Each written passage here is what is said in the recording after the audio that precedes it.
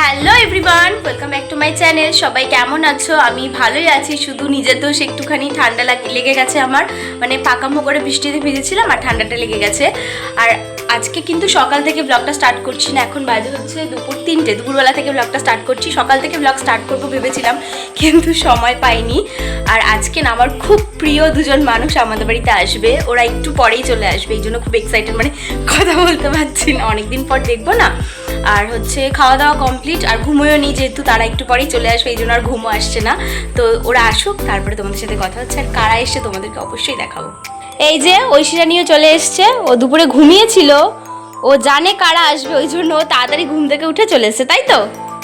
এখন একটু ভাইয়ের সাথে খেলতে হবে, তো ওরা এখনো আসেনি, তাই ও এখন একটু ভাইয়ের সাথে খেলবে। কে এসেছে তোমরা দেখে হয়তো বুঝেই গেছো, এটা হচ্ছে আমার পড়ার, ওরে বাবা রে, মানে আমার বিগ সিস্টার, তাই না? মানে আমার বিগ সিস্টার এসেছে, আর এটা হচ্ছে বিগ সিস্টারের একমাত্র কন্যা, আমার জান, তাই তো? শোনটা বাবা, ভালো লাগছে?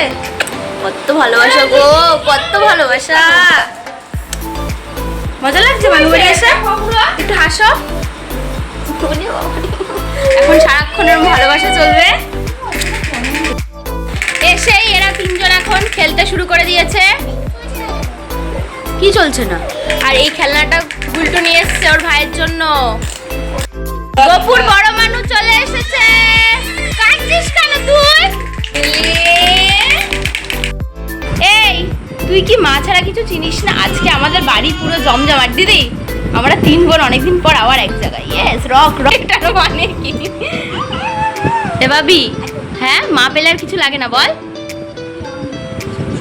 তোমাদের তো বলাই হলো না দিদি হুট করে আজকে কেন আসলো। আসলে আমাদের এখানে বড় ঠাকুরের বাৎসরিক পুজো ছিল, সেখানেই মা দিদিকে নিয়ে একটা মানত করেছিল, সেই মানতের জন্যই দিদিকে আজকে এখানে আসতে হয়েছে। যেহেতু গুলটুর স্কুল আছে, এই জন্য বেশি দিন থাকতে পারবে না, ও কালকে বিকেলেই আবার চলে যাবে। তাই এখন মা দিদি গুলটু মন্দিরে চলে যাচ্ছে। আর মা গপুকে নেয়নি বলে দেখো গপুর মুখটা কিরকম দুঃখ হয়ে গেছে। আসলে মা যেখানেই যায় ওকে না নিলে না ও প্রচণ্ড কান্নাকাটি করে। তো চলো এখন আমি দিদি আর গপু ঘরে চলে যাব। Good morning everyone. কালকে রাত্রের পর তোমাদের সাথে আর কথা হয়নি, বুঝতেই পারছো, তিন বোন এক জায়গায় হলে একটু গল্প আড্ডা হয়। আর দিদি তো কালকে সারাদিন উপোস ছিল, মা উপোস ছিল, ওদের আর এনার্জি ছিল না, তাই আর ভিডিও করিনি।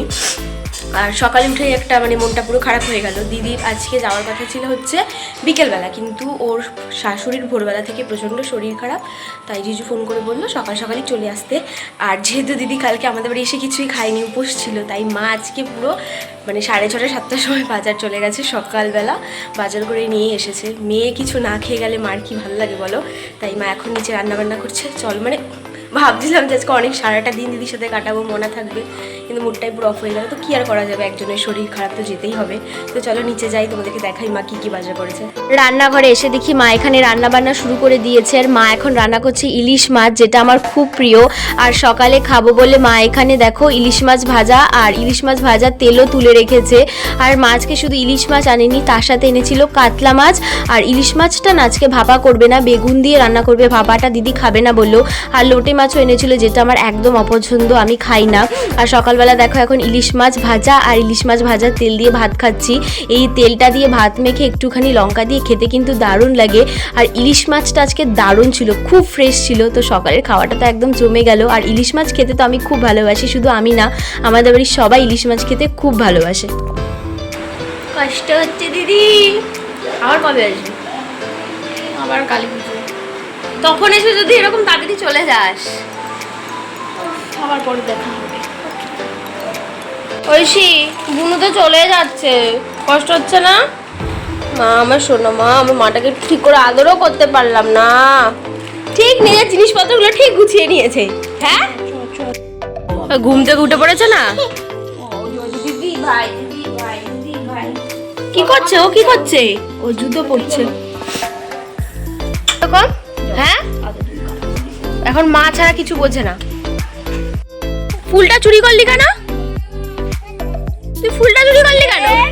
ছেড় কিছু হবে না, এমনি বলছি। থ্যাংক ইউ বলো, টাটা দাও।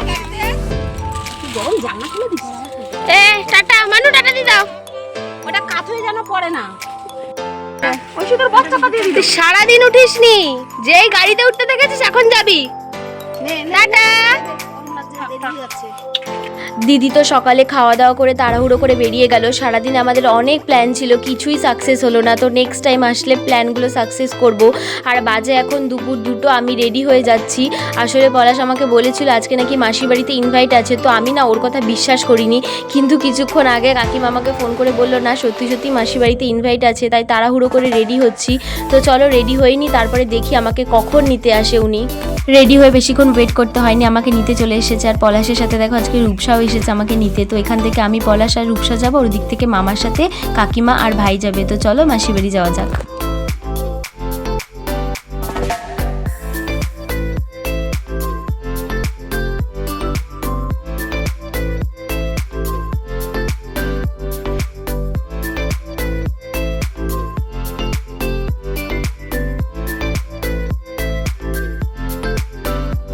মাসি বাড়িতে তো চলে এসেছি, আর এখানে এসে খেতেও বসে পড়েছি। মাসি দেখো কত কিছু রান্না করেছে। এখানে করেছিল ফ্রাইড রাইস, আর ছিল হচ্ছে চিকেন কিমা।